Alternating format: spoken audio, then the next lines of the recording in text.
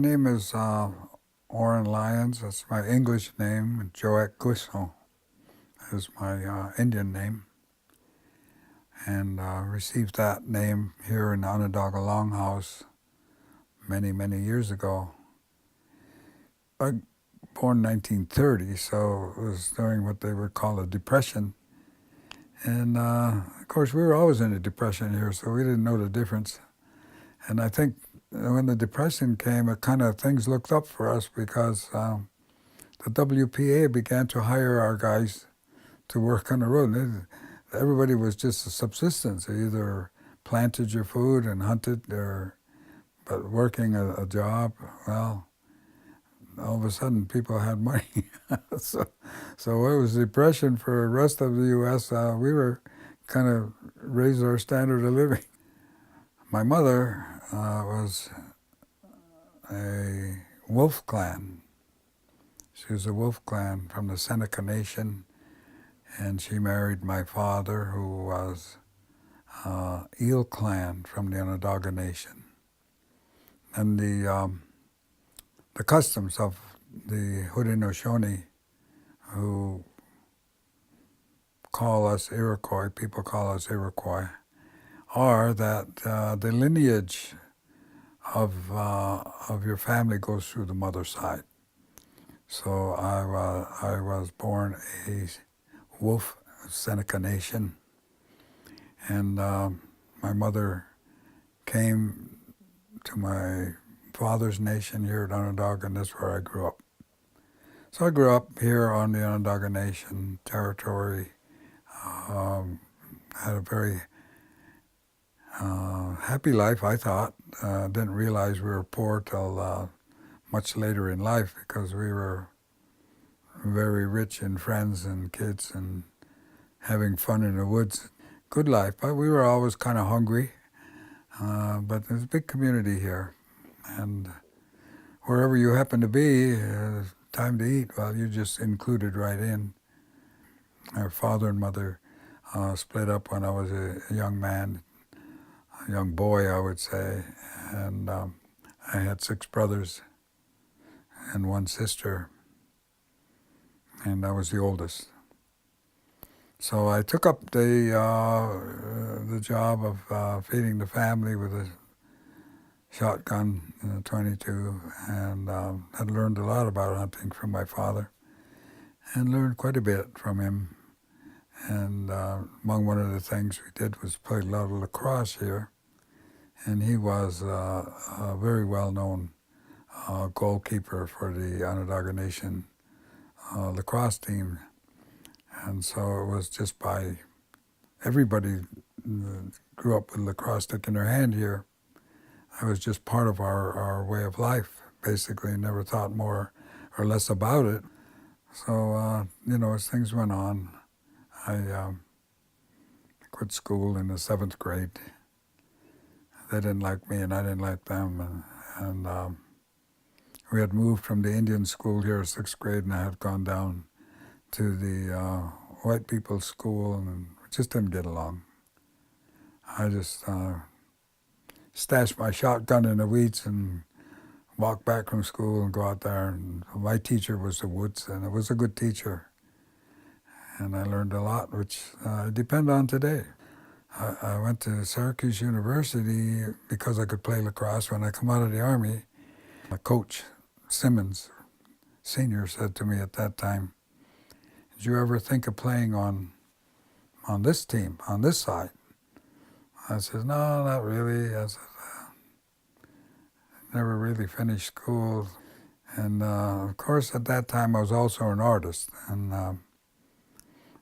I had done some paintings of fighters, and they were hanging in a restaurant downtown Syracuse called the Ringside, and the proprietor turned out to be Norman Rothschild, who turned out to be one of the major fight promoters.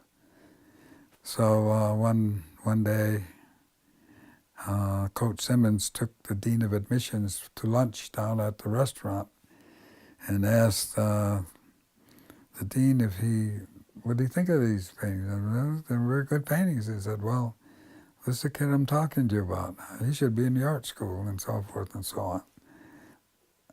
Coach Simmons says, well, Dean wants to talk to you about going to school here. And I, of course, now I was not a kid. I had come out of the service, and it appealed to me to try, so I did, and it was a nightmare, the first year, actually, because I was just not trained to be in a university. But I managed. My paintings were good, so I was always getting good grades in a painting class. But when it came to history or it came to English or something, or whatever I was taking, it was bad. And then eventually, of course, I played lacrosse. Played for Syracuse University, and had a good team. And we had some good players. 1957, we had an undefeated season, the first undefeated season Syracuse University ever had. And that was a pretty proud moment for all of us. And, many things happened over the course of life, and suddenly I had an education. Won a few awards, made All-American in the lacrosse and things like that. Then went to New York City to test my wings down there, and worked in New York City for 10 years for Norcross greeting cards. And I did all kinds of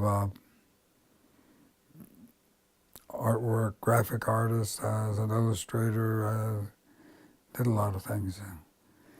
And finally, in 1965, Rita Lyons, and then married Rita Peters, asked me if I would take the position of a leader of the Turtle Clan. And I was not convinced that I could do it. Didn't speak the language well enough to be doing anything like that. But she persisted. After about a year of discussion, because I was already in New York and I was moving pretty fairly well there, I accepted the challenge. And we're here in 2012, and I've been sitting in that position all these years. So that's taken me around the world. I've become a runner for the nation. Because of my education, and I could be a speaker, so I would get my instructions and they'd send me out on the road, and I would be making these speeches all over the place or defending our positions or whatever it was.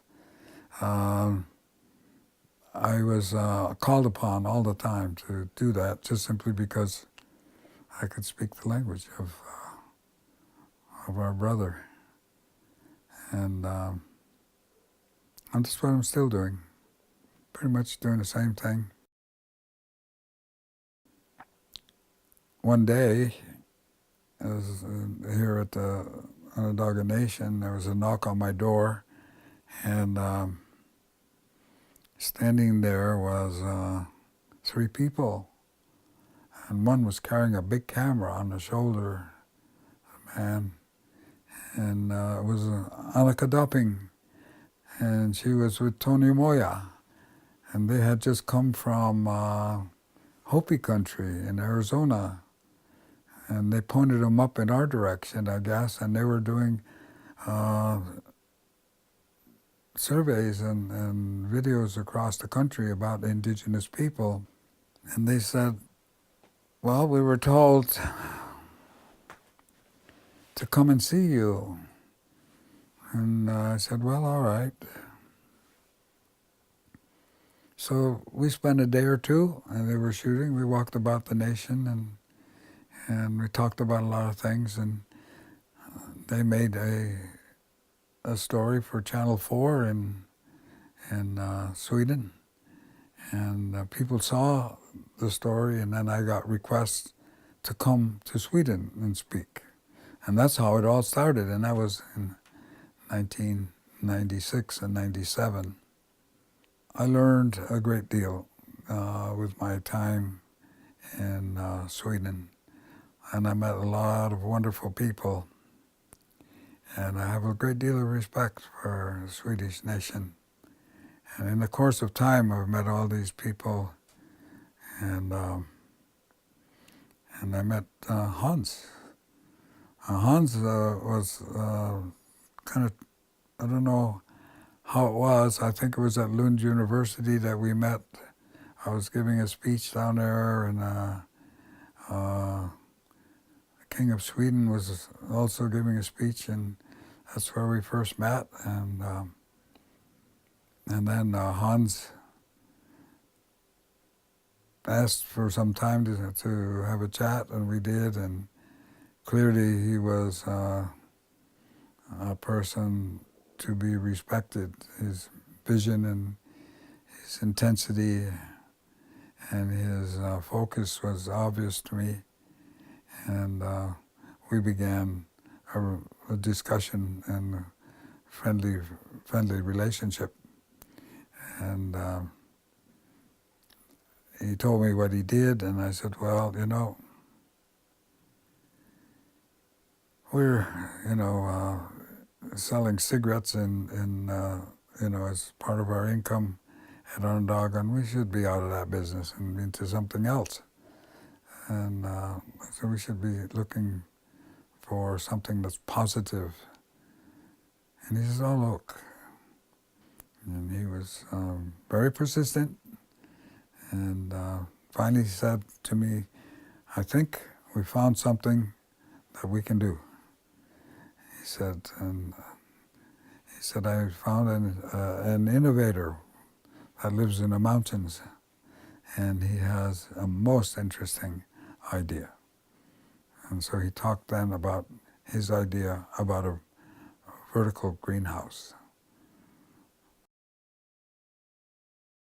And coming here to convince the Onondaga Nation people to support that whole idea was very difficult, because the history that we have, we just don't trust our white brothers much anymore, just by the history that we've had.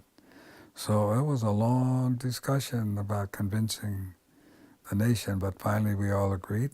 And the other night,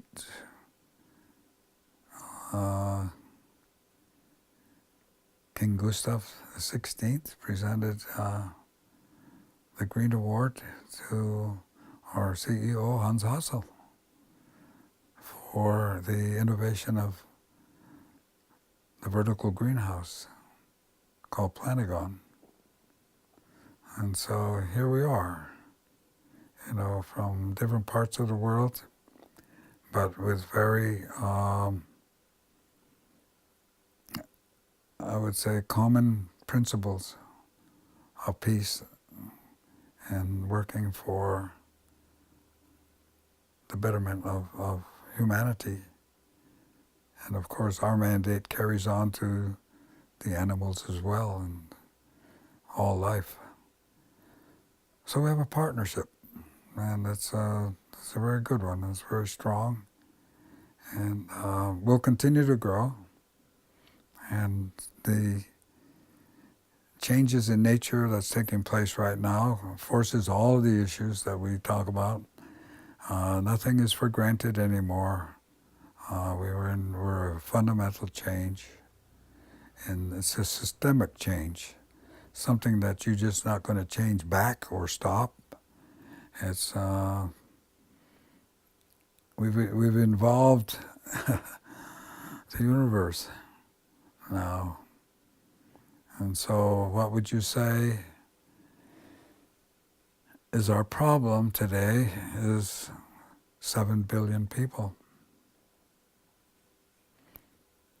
When I was a kid, or when I was just 20 years old, which was in 1950, there were 2.5 billion people. That's 62 years ago. It took all those years to to get to that point of 2.5 billion years, 3 million years, they talk about a human life, and we did more than double that inside of 62 years. That's a problem. That's a huge problem. It's a problem that no other people, country, nation have ever experienced. This is new ground for all of us. We have a global crisis now, and requires a global solution, which means we all have to do this together. This is now a challenge to the survival of the human species.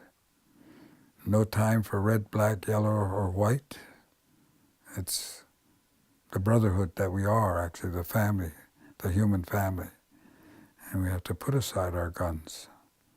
We have to put aside all this war business and pay attention now.